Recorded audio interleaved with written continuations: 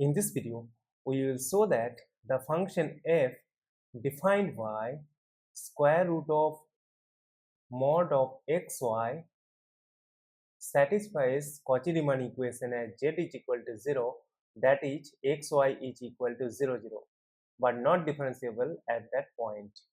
We can write this function as square root of mod of xy plus I times 0. Assuming this function as u plus iv, we obtain that u is equal to square root of mod of xy and this v is equal to 0. Now we will compute the partial derivative of u with respect to x and y. Now ux at the point 0, 0, this is the partial derivative of u with respect to x at the point 0, 0. By definition, this is equal to limit h tends to 0 u of h, 0 minus u 0, 0 divided by the difference h and 0, which is h, and this limit is equal to limit h tends to 0. By definition, u of xy is equal to this. Therefore, in place of x we will put h and in place of y we will put 0. By doing so, we will have square root of mod of h times 0 minus u of 0, 0. If we put x is 0 and y is 0, we will get 0 and divided by h.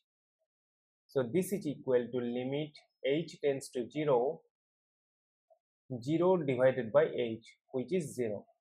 Similarly, we can compute the partial derivative of u with respect to y at the point 0, 0, which is by definition limit k tends to 0 u of 0, k minus u of 0, 0 divided by the difference between k and 0, which is k. Again, by definition of u, this is equal to limit k tends to 0 square root of mod of 0 times k minus u of 0, 0, which is 0, and we have k in the bottom. Simplifying this limit, we will get a 0. On the other hand, as v is equal to 0, we must have both the partial derivative vx at the point 0, 0 and vy at the point 0, 0 will be equal to 0.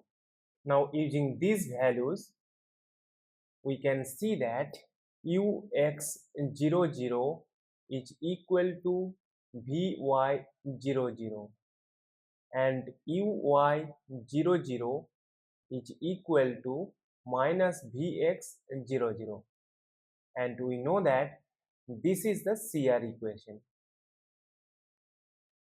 Therefore, we can say that f satisfies CR equation at the point 0, 0. Now second part. Here we will show that the function f is not differentiable at 0, 0.